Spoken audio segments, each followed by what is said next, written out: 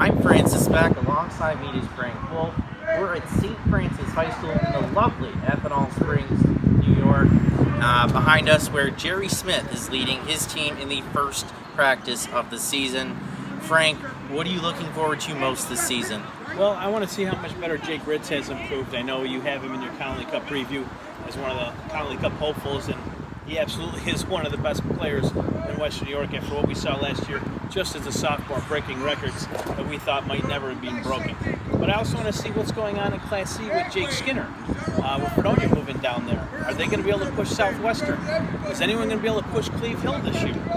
St. Joe's, they may have a new quarterback there from Canada that's never played a varsity down, but everyone's talking a lot about him. And then Canisius, who's going to take the reins for Christian Veyu, leaving a vacancy at the quarterback position? I know there's a three-headed monster right now fighting for that position. And then there's just so many changes all around Western New York, the football landscape. Williamsville North now playing down in A1. Jamestown moved back up to AA. Charlie Comerford not coaching in Western Maritime Charter this year. Ty Parker's taking that position. So we're just going to have to see what happens. I'm looking forward to it. All right, we're going to talk about all that and much more on our second annual Western New York Athletics High School Football Kickoff Show.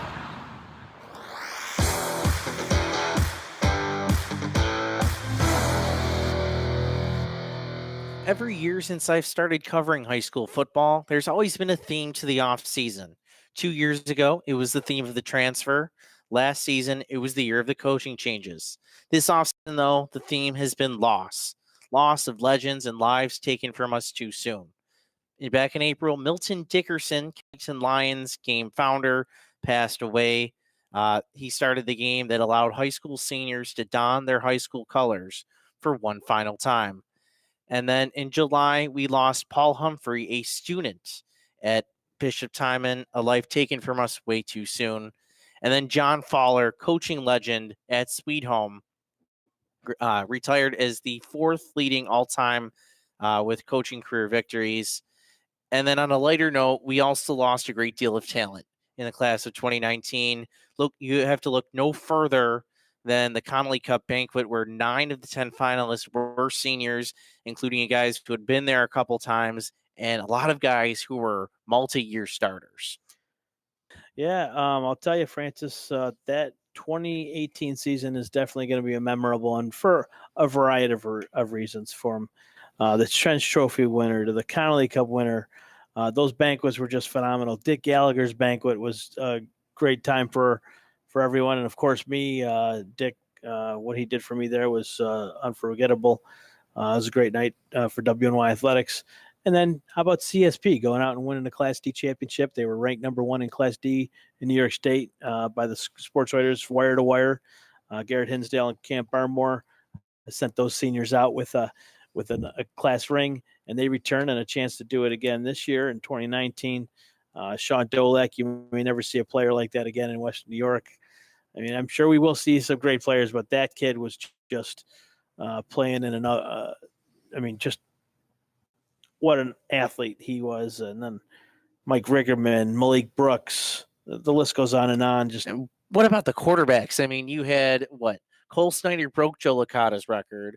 Then you had Aaron Chase. He tied it first, and broke all the start point records. And then you have, of course, Jake Ritts, who we'll talk about later on, from St. Francis, matched that mark, and then he broke the single season passing record as well. Just an overall great year to remember. But we look forward to a new season. Well, there's other quarterbacks now they mentioned. Keyshawn.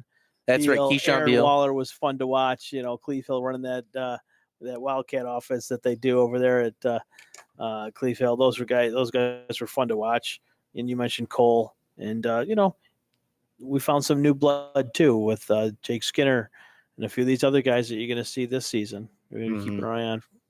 All right, real quickly, let's go into division alignments.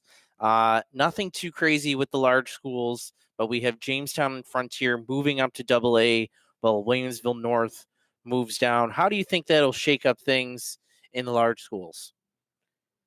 Well, at least with AA, Jamestown belongs in AA. Western New York football is much better when you have a team like Jamestown and Orchard Park, Lancaster, Niagara Falls, and Lockport, Clarence battling it out, and hopefully these other schools will catch up at some point. Hopefully Niagara Falls and Lockport will be relevant again. There's no reason why they shouldn't be. And A1, Will North is probably where they belong. West Seneca West is still tough, only 2 years removed from a state title. And South Park is just, 4 years removed from a state title, whatever it is. So 2 bang divisions. All right, and then let's go down to B. That's where we see the biggest changes. 4 divisions, 20 teams, meaning, and it's 5 teams in each division, meaning you're only going to have 4, league games all season long. Yeah, I don't think you'll see the coaches prepare any differently. I know there's going to be a number of non-league games there, crossover games, whatever they call them. But you're going to see some hard-hitting football in B, man. It's going to be a long season there, and only the strong will survive. Not as many coaching changes this offseason.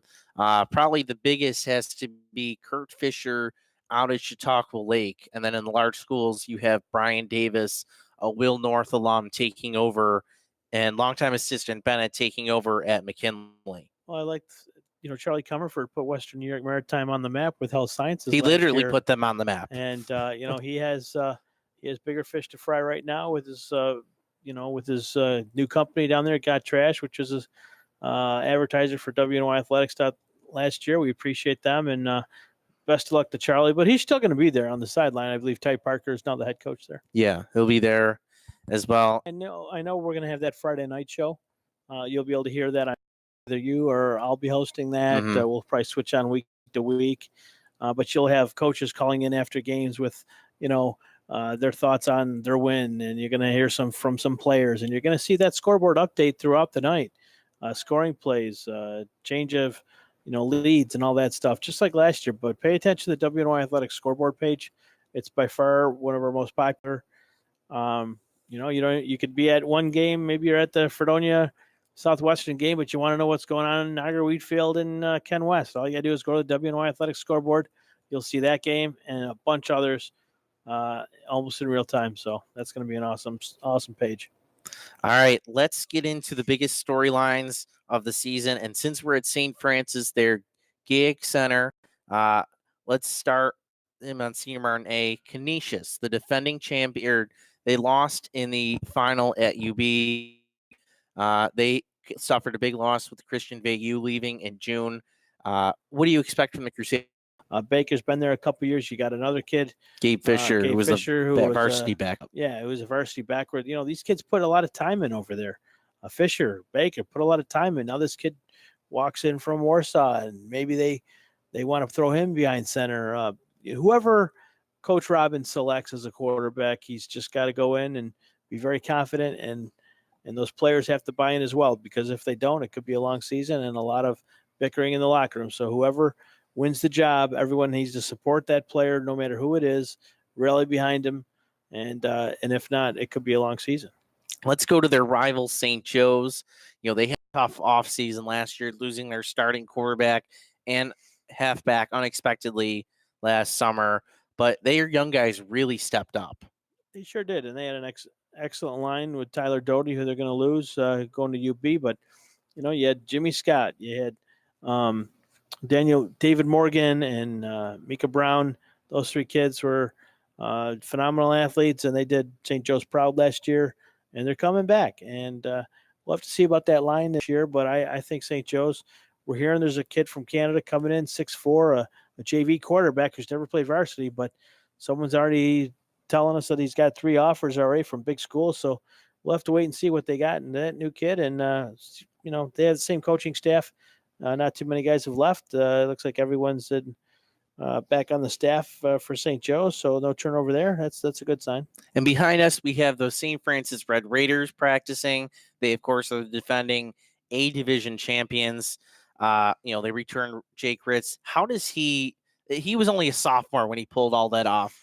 How does he come back? How does he put on a second act? Well, he did what he had to do. He went back to the classroom. He went back into the workout center, lifted weights, got stronger, bigger, faster. Everything that a young quarterback's supposed to do. He's visited with John Kinder, the guy who did wonders with Cole Snyder out of Southwestern.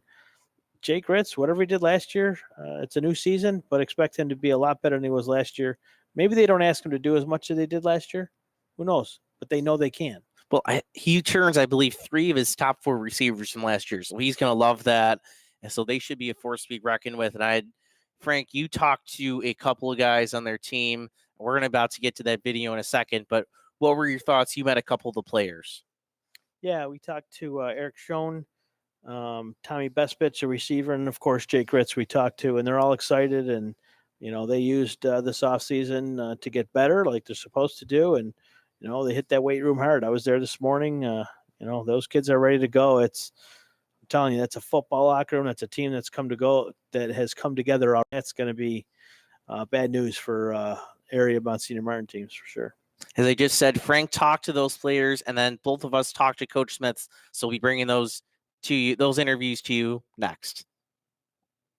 Good afternoon. This is Frank Wolf from WNYathletics.com. We are on location today at St. Francis High School out in beautiful Athol Springs on a wonderful Monday, the 19th of August, the first day of training camp for high school football. And I'm joined by the returning Monsignor Martin champions, the Red Raiders, Jake Ritts, sophomore quarterback, ending his junior year. I got Tommy Bestpitch, the wide receiver, junior, and over here, the big man, heading to Holy Cross next year, Eric Schon, the lineman. Guys, welcome to our program today. Thank you very much for joining us and allowing us to share this wonderful view with you guys today. Today was day one. I saw you earlier working out in the weight room, throwing the weight around. You had the 80s music on. We'll get into that a little bit later. But you guys are returning for another year, getting ready to defend the Monsignor Martin Championship. Jake, what kind of off-season did you have?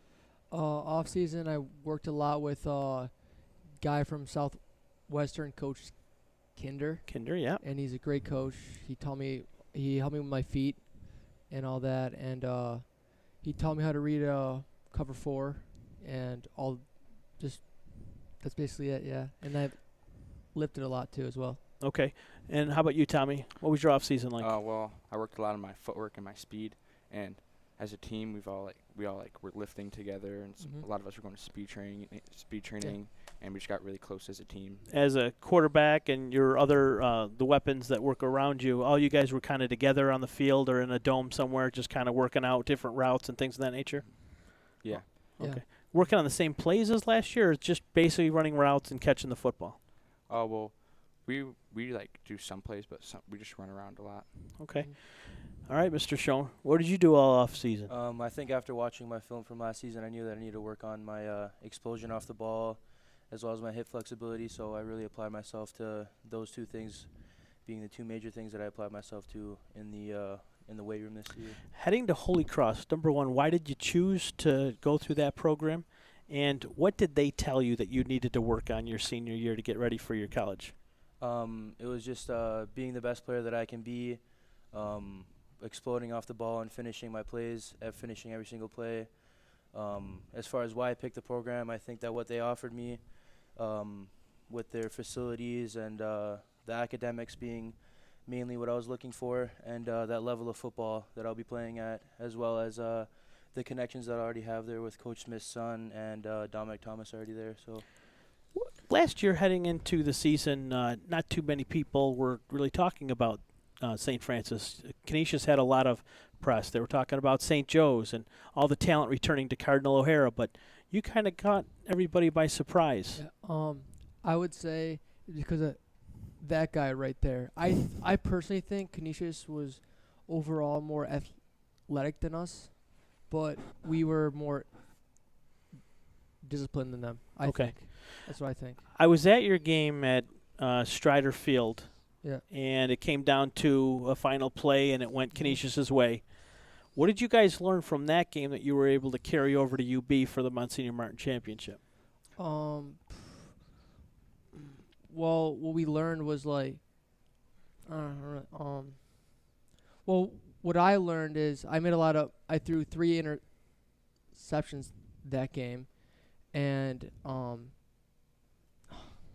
I don't know. We didn't really learn anything. We just got back into it, punched him in the mouth, and we just played the game, I think that a lot of people didn't think that we could hang with them, and they were way better than us. Mm-hmm. And we were down early a lot, and we came back at the end, and that showed that we can play with them. And so you kind of embraced that David versus Goliath role. Yes, okay. Sir. Yeah. Eric, anything from that particular game that you saw yourself improve on, or just hey, I'm here on the big stage and I gotta get going here? Last year, I think we were the type of team that just put our head down and didn't really listen to a lot of the outside noise and just kept on working hard and kept on doing what we needed to do, and it ended up paying off for us in the end. So entering this season, now you guys have that target on your back. You know, you won't be able to sneak up on anybody. Is that good? Is that bad? Or how are you going to go forward knowing that now you guys are the ones that people are going to be gunning for, especially Canisius? I don't think that really matters. We're just like out there every day, like practicing, like trying to get better, and we know we think we're gonna be really good this year. What's the mood of the locker room right now on day one? It's great. Everyone's It's positive. awesome. Everyone's excited to get back to work finally. We got a lot of Mhm. energy. It's a long going. off season. A lot of Everyone's, energy. excited of the potential of this team. Last question for you guys. I just have to ask. The 80s music in the locker room while you're lifting, who came up with that? Who's in charge? Is it someone in charge of the radio every other day, or you blame someone? Well, You're going to throw Coach under the bus. Coach Smith's not a big 21 Savage guy, so yeah.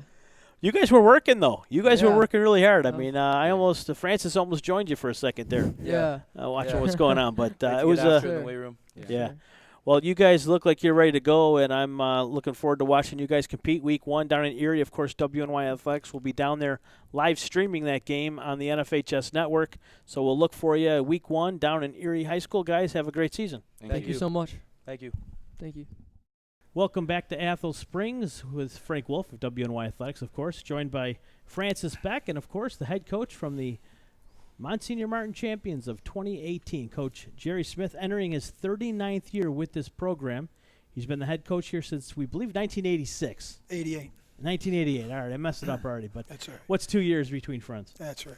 But you guys are coming off a Monsignor Martin championship. We just talked to some of the core players that are returning from that championship team.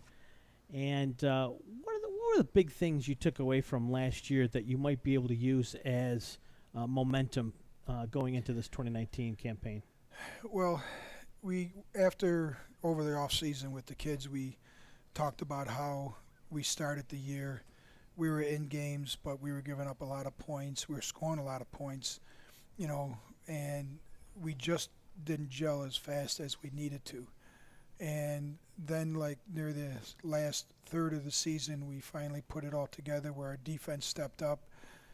I finally earned my pay because I'm the defense coordinator, and we started stopping some people, and our offense was still clicking.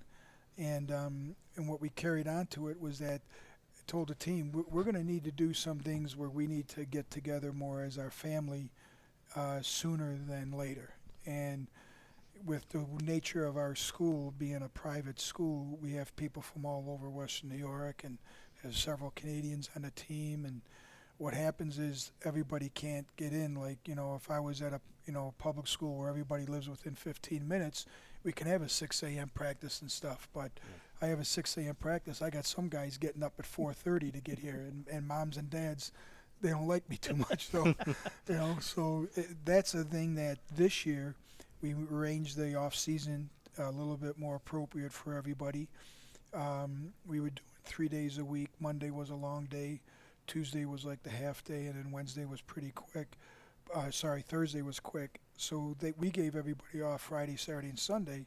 So a lot of them were playing lacrosse and baseball, and some guys were wrestling and hockey, all sorts of things. So because we always promote to play another sport here, and even guys were playing basketball.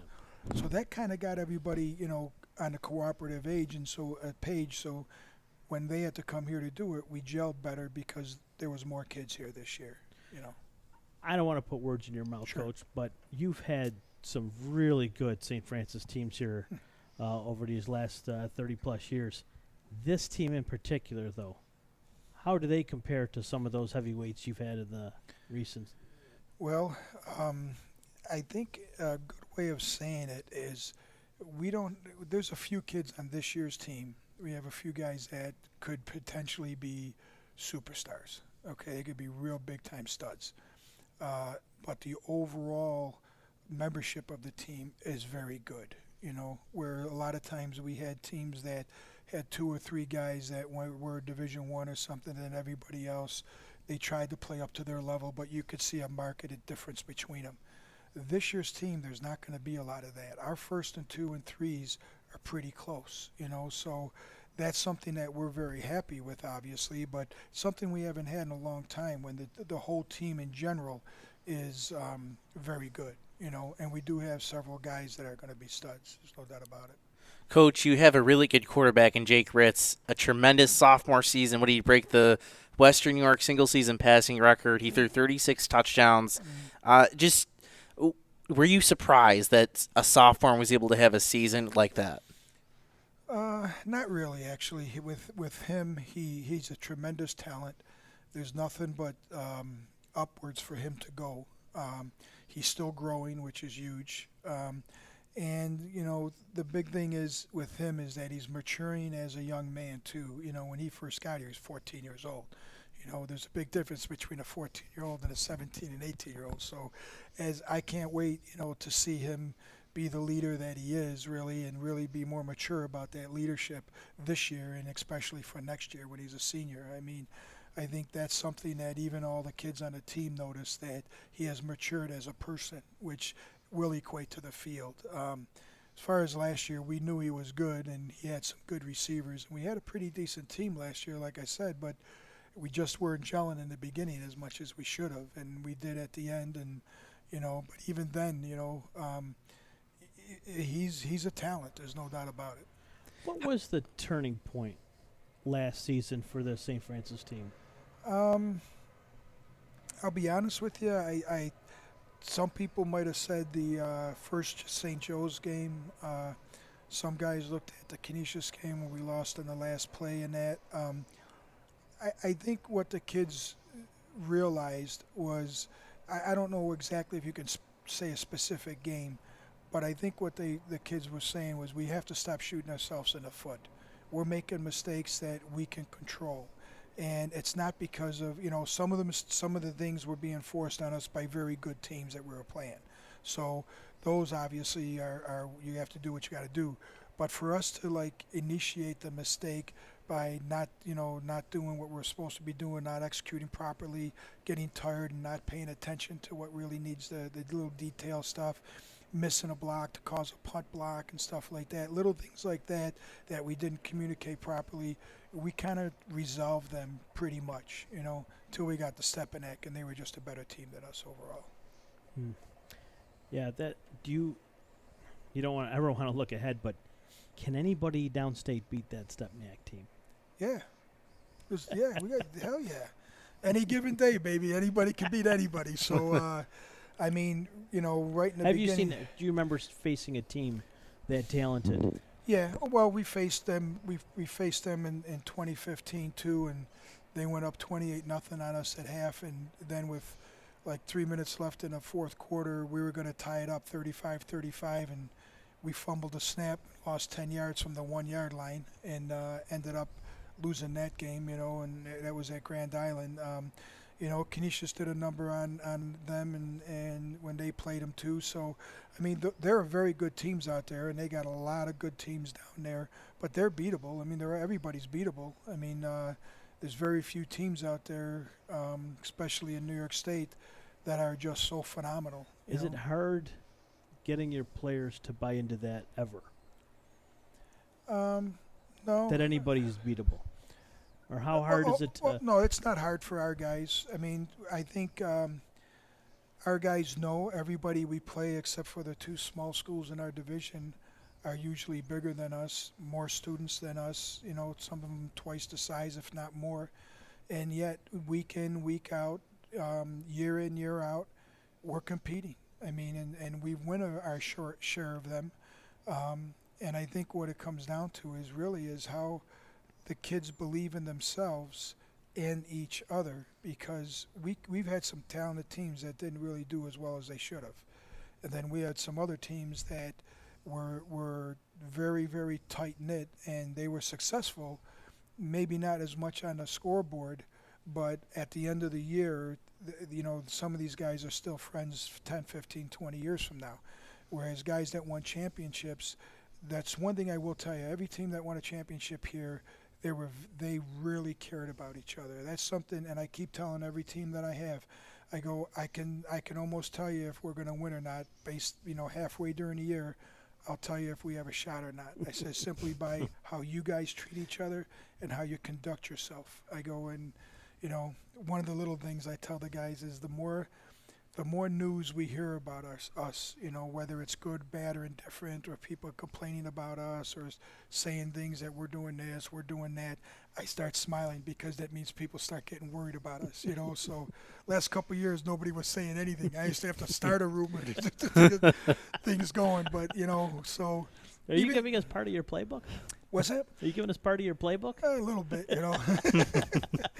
But it's, you know, Western New York it's fun in Western New York. You know, there are some things we'd like to see happen. You know, our coaches in our league are talking about maybe, you know, because of next year, the way they're going to do the start dates, we're trying to figure out a way that it's going to hurt us tremendously. So we have to figure out a way to try to start a little bit earlier in that and do some things that way, but we'll see.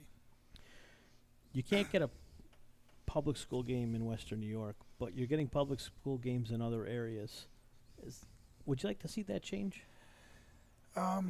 Be honest with you, I don't care. Myself, my own personal thing, in our school, the other sports, excuse me, the other sports play a lot. All the public schools.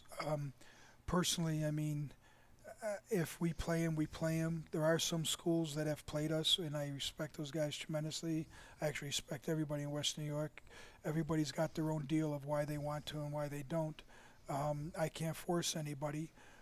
Sometimes our schedules, you know, Section 6 goes so late to make their schedule up, you know, and I can't wait till February to try to find games. Like even now, we have Timon with 2 open dates. We have Timon's got 1, and I think St. Mary's has 2 still. If we don't fill our dates, and that's where, you know, Kenesha Joe's Timon and that, and we're trying to fill our dates. If we don't do it early, we're out. We don't have a game then because Section 6, I mean, Joe Licata, because he's Joe and he's a great man, you know, and he's done some, you know, wondrous things at Timon, and a lot of people know him. He's a good person, so some of the schools are playing him. But I know this, Joe starts beating him, he's not going to get too many more games, I'll tell you that. Or if a center happens to shift colors one year or a quarterback? I'll tell you what, I've had kids leave my school and go to some of our rivals, and I don't make a big thing about it, and I'll tell you why. Because if people are leaving my program, then I have to do something in my program to make it better so people don't want to leave. Now, it may not even be the program. It may be that they don't fit into the school, or the academics are too hard, or whatever the reason might be. The one thing a lot of us coaches sometimes forget, these are not our kids unless there is your son. Yeah. You know, and that's the little thing that perturbs me sometimes. Well, you're taking my kid. No, I'm not. Parents have a right to have a choice in what they want to do.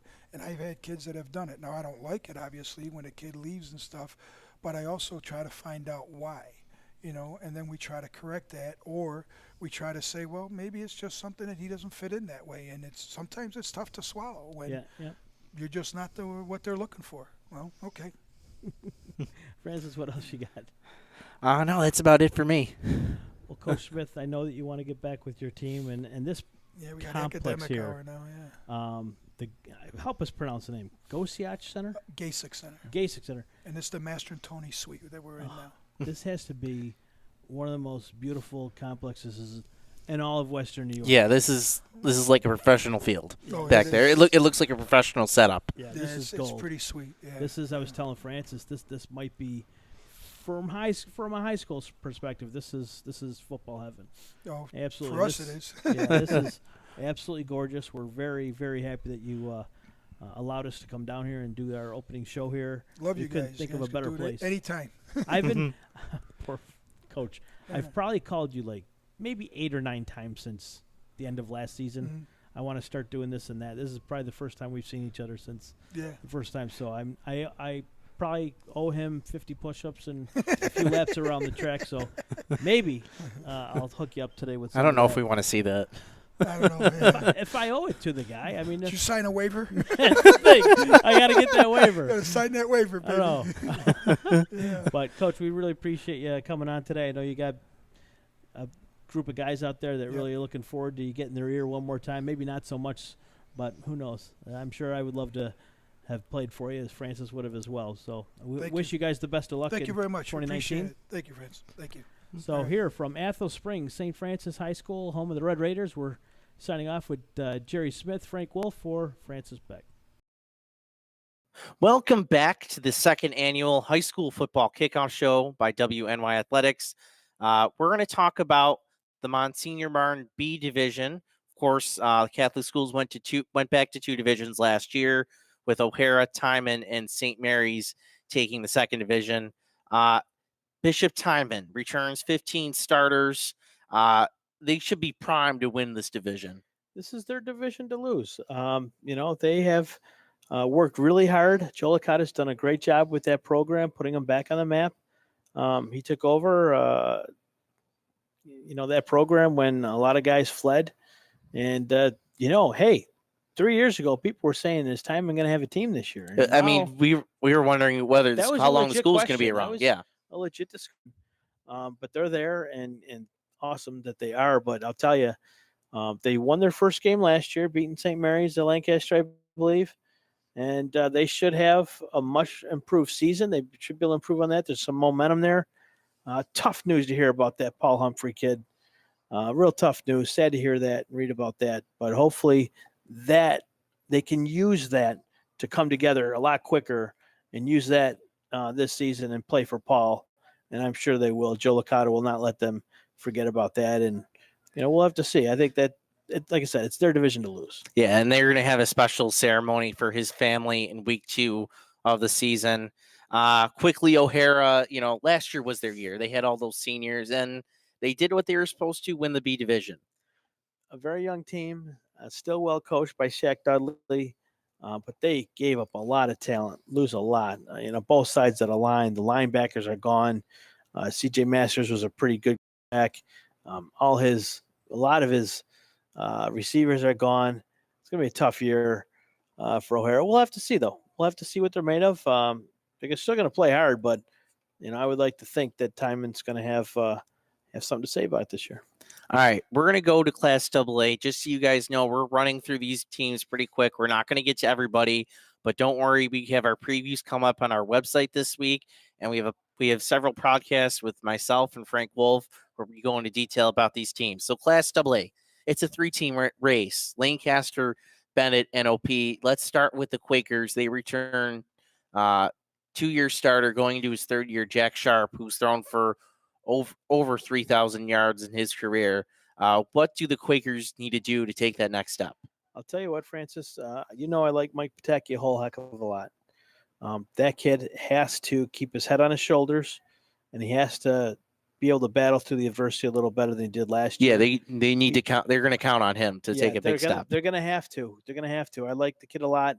Tough football player, fun to watch, but he has to play smarter.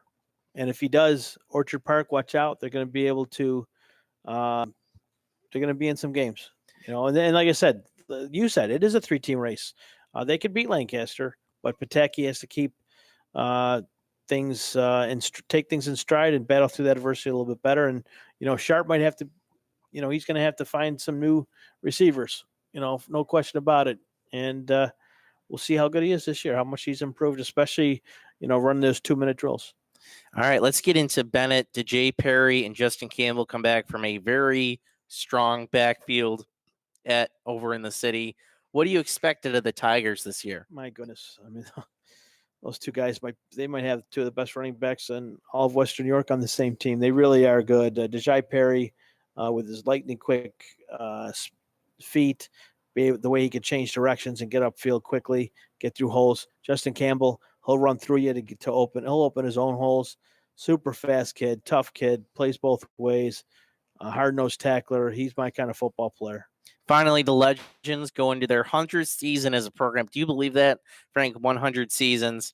They are the 3-time defending sectional champions. And that was after, last year, 2017, when they graduated, 16 starters from their state finalist team. And everybody's thinking, okay, well, they'll step back middle of the pack. But They really didn't. No, they didn't, because they have a nice young quarterback in Jason Menzel. Mm-hmm. A lot of people are saying might have a little bit more talent than even Ryan Menzel had, and that's saying an awful lot.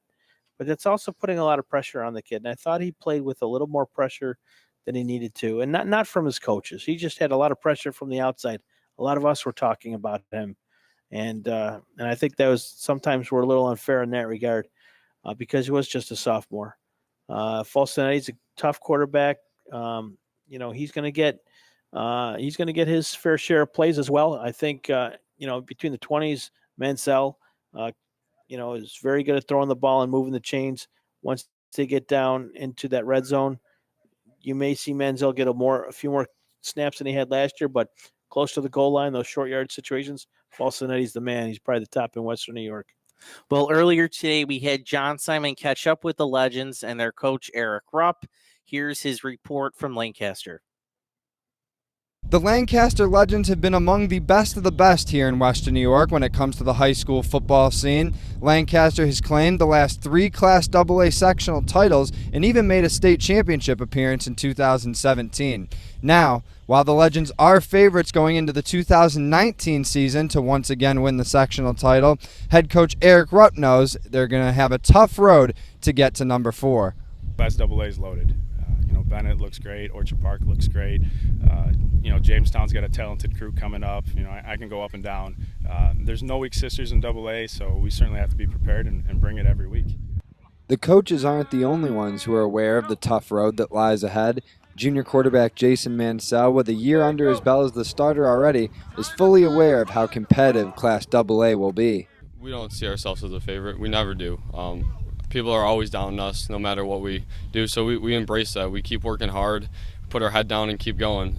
We all know we're going to have very tough games this year. Bennett, great team. Orchard Park, great team. I could go on and on about every single team, the athletes they have. So we just got to do what we do and not worry about anybody else. Lancaster will open their season on Friday night, September 6th, when they play host to Hutch Tech. And while the Legends will take a week-to-week approach in 2019, they do still, however, have a long-term goal in mind.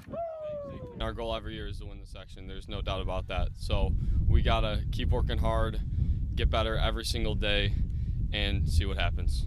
For WNY Athletics from Lancaster High School, I'm John Simon.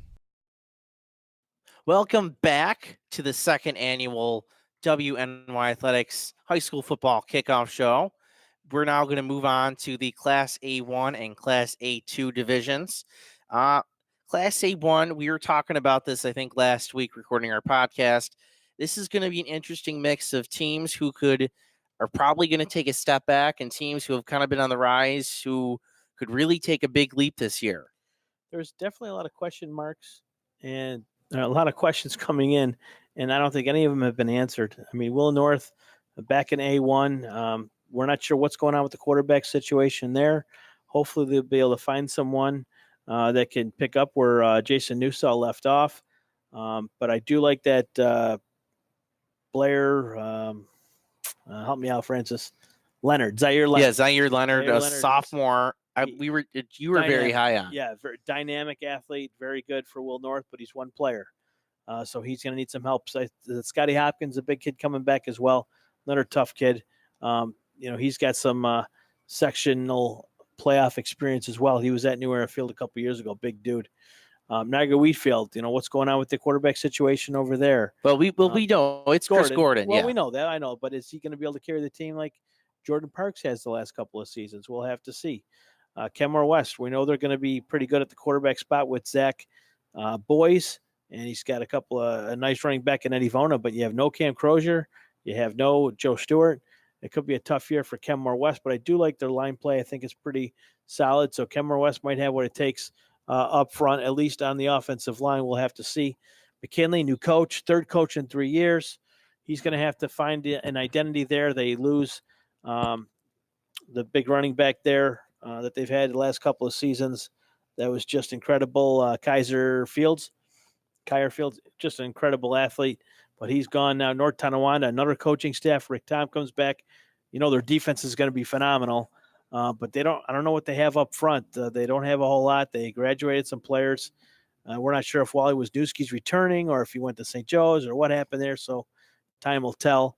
Hamburg, Jeff Tripp is trying to do what he can to get the Bulldog team back into prominence, and then Will East. Torillo's got some players coming back. I think they're a team that's going to take a step forward. I expect them to make the playoffs, and I think they're going to make the playoffs and leapfrog a couple of teams that we've seen do really well the past few seasons. So that'll be interesting there. A2. Let's start with West Seneca West, defending state champs. They lose a lot of pieces, including Schon Dolek. West Seneca East. West Seneca East, yeah. The Trojans lose a lot of key pieces. But how do you think they'll fare? A2's got to be one of the tougher divisions in Western New York. I believe his name is Devari Mathis. Devari Mathis. Yeah, he's a dynamic player as well. Real tough, man. He was good in the state final. Definitely had a couple of big grabs there. I mean, it was making a name for himself. I know Jimmy Marino will be leaning on him quite a bit, but I don't know what else they have in terms of depth and experience coming back. We'll have to wait and see how that pans out. They graduated a number of players. Amherst, I'm not sure what we're talking about there right now. I know the big kid is tough, but he can't catch the ball and run the ball and throw the ball for him. So they lost a couple of 3-year starters at key positions. You have South Park in there. Well, I think they were caught in that A3 division. They got stuck with a 7 seed, but they return a kid, Clarence Thomas, who I think first quarter of the first game had an injury, was never quite back to his full self by the end of the season. But if he gets going, I think South Park, they're always good. South Park is very well coached, tough team. I liked watching with the 7-on-7, getting on each other about where to be. They weren't being jerks to each other. They were being good teammates and trying to get everyone ready. But that's a team that I would like to see them get a kicking game. There's a number of these schools, especially the city schools, and but there's not a lot of teams with really good kicking games. South Park, I think that's where, if they need to really find, they could find extra points there. With the kicking game, being able to punt the ball and things of that nature, they got to be working on their special teams. But that's going to be a dynamic team. A lot of skilled players in South Park, and they should have a pretty good line as well. All right. Real quickly, Star Point, they lose Aaron Chase, but they return this Carson Marcus sophomore. He's going to be their quarterback. And, we saw him at 7-on-7s at Lancaster back in July.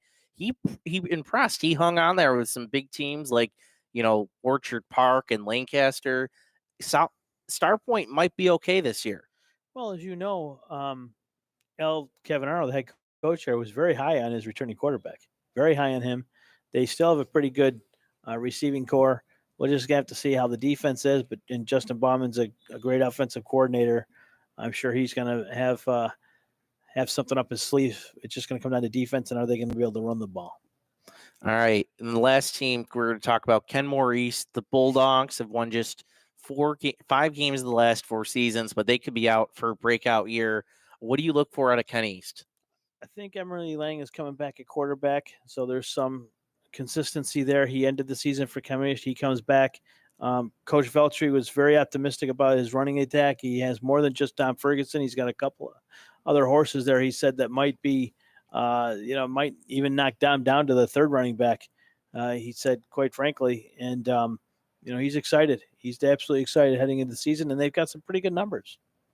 All right, I caught up with Kenmore East earlier today on their first practice of the 2019 season. The Kenmore East Bulldogs have won just 5 games in the past 4 seasons. However, there's reason to think the Bulldogs could double their win total in 2019. That's because 2 years ago, their JV squad nearly went undefeated, and this year they returned most of those guys to the varsity. Head coach Pat Veltri believes the Bulldogs underachieved last season and is expecting his team to take a big leap forward this year. I think so. Because we were disappointed with our record last year. So we think we're better than what our record has shown over the past couple of years. So I think there are bigger expectations. Kenmore East returns 9 starters from last season's team, including Dom Ferguson, Dalton Gaughan, and Millard Ellis. Senior Emery Lang will be under center after taking over halfway through last season. They'll also be expecting things from JV call-up Nestor Hernandez. Kenmore East hasn't been to the playoffs since 2013, and And that's something senior Dom Ferguson hopes to change. Win 4 more games. We'll make the playoffs. Bring something back to Kenmore East that hasn't been done in a while. The Bulldogs open the season at home on Friday, September 7th against the Starpoint Spartans. Francis Beck, WNY Athletics. 1, 2, 3. And welcome back for our final segment of the Western New York Athletics High School Football Kickoff Show. We're going to talk about Class B and the rest of Section 6 football as we prepare for the 2019 season. Frank, as we mentioned earlier, 20 teams, 4 divisions, 8 playoff spots.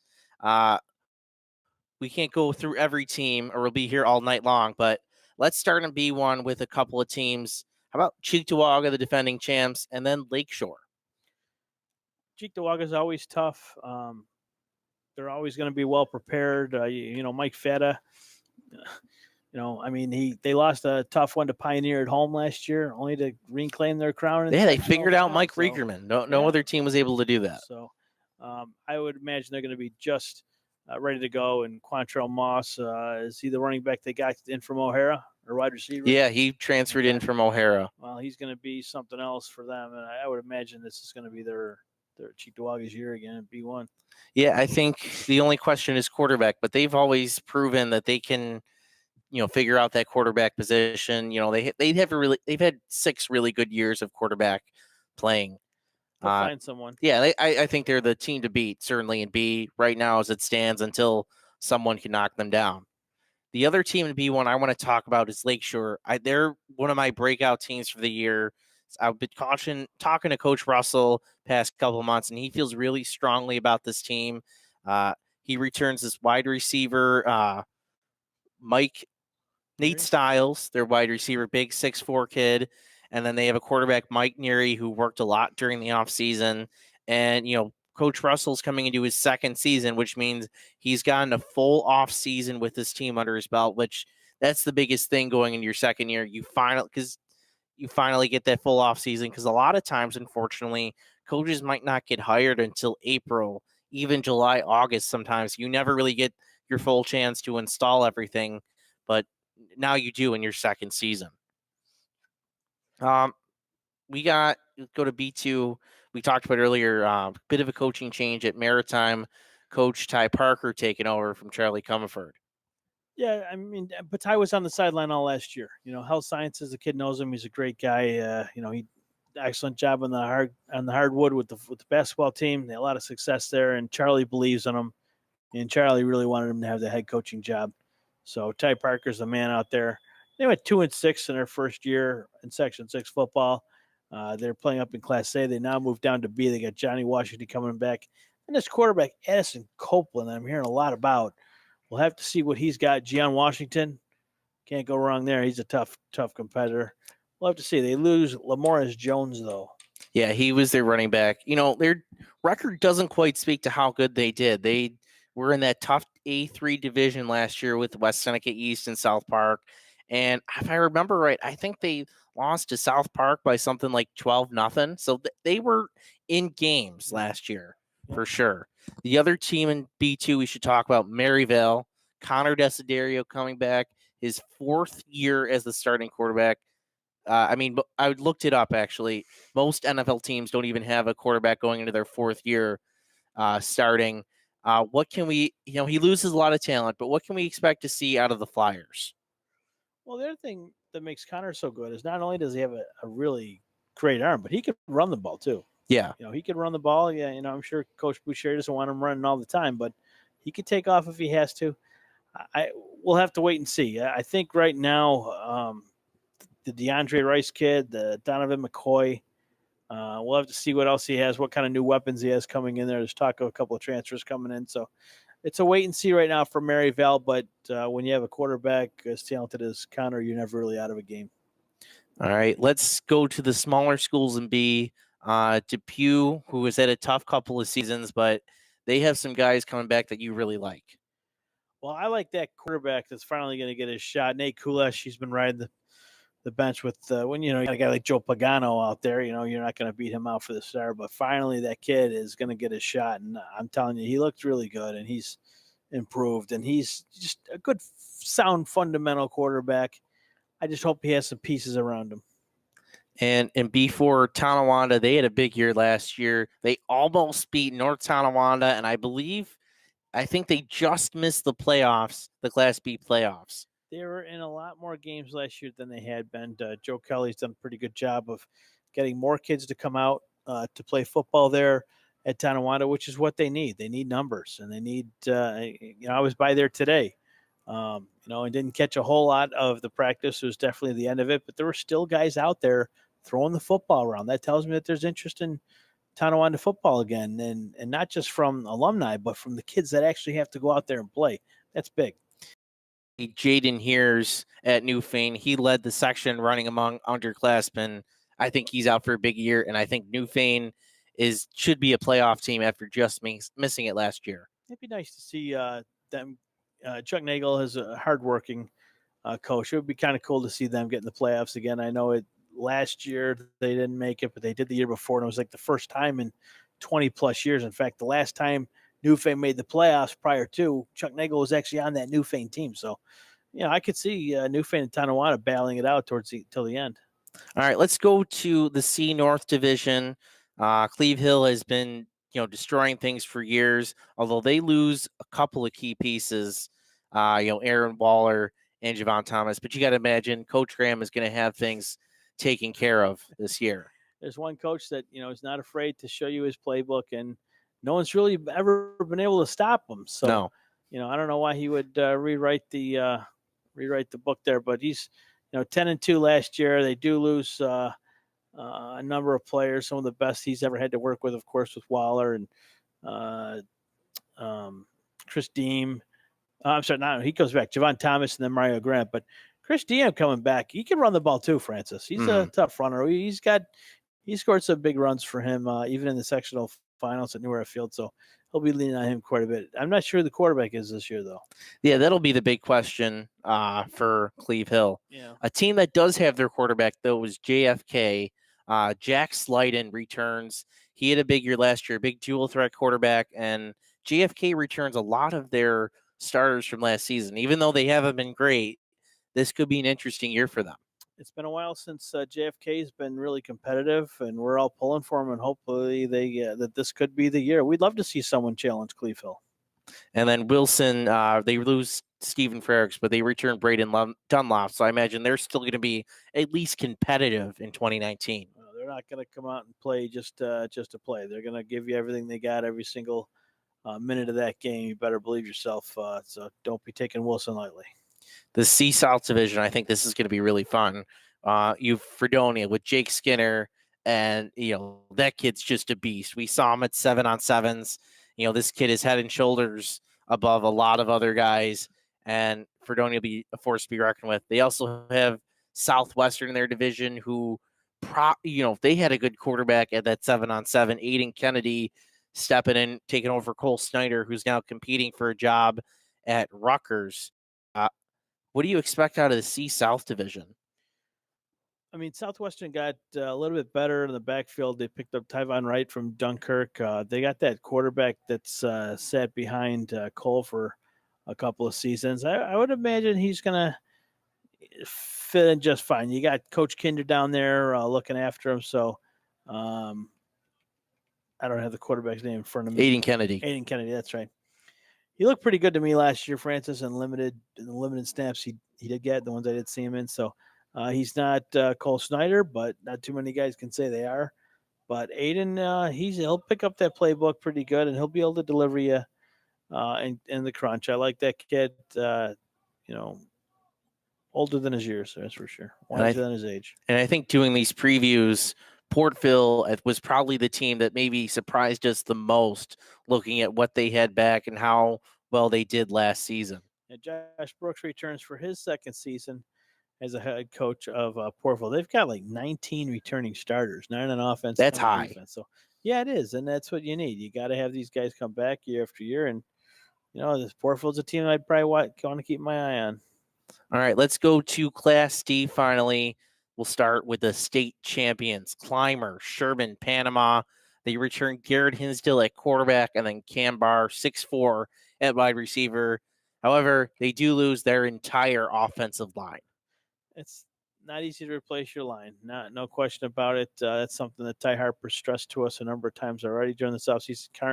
But, you got Garrett Hinsdale, who's very cool, calm, collective, a good quarterback. He trusts his receivers, especially when you got a guy the size of Cam Barmore who doesn't drop anything you throw to him. This should be a fun year. Nice offense for CSP, for the Wolfpack, but they're going to have some. They're not going to run through D like they did last year. Maple Grove's improved. You got Franklinville, Ellicottville coming back down to D where they belong. They're always a tough team. They're not going to be easy to play against. So, CSP, they're they had their fun last year, but I wouldn't expect them to run through Class D, especially with a team like Maple Grove around, who's Justin Half's coming back for his second year. Salamanca could be much improved. Chad Bartozek is now the head coach down there at Salamanca Warriors. They fell in the Class D semifinals. They went 4-5 last year. They do have some returners, 5 on offense, 5 on defense. We'll have to see. And of course, Franklinville, Ellicottville is going to be a team to keep your eye on. Absolutely. And lastly, we'll finish with Frewsburg, who we mentioned earlier, becomes the first team in Section 6 to play 8-man football.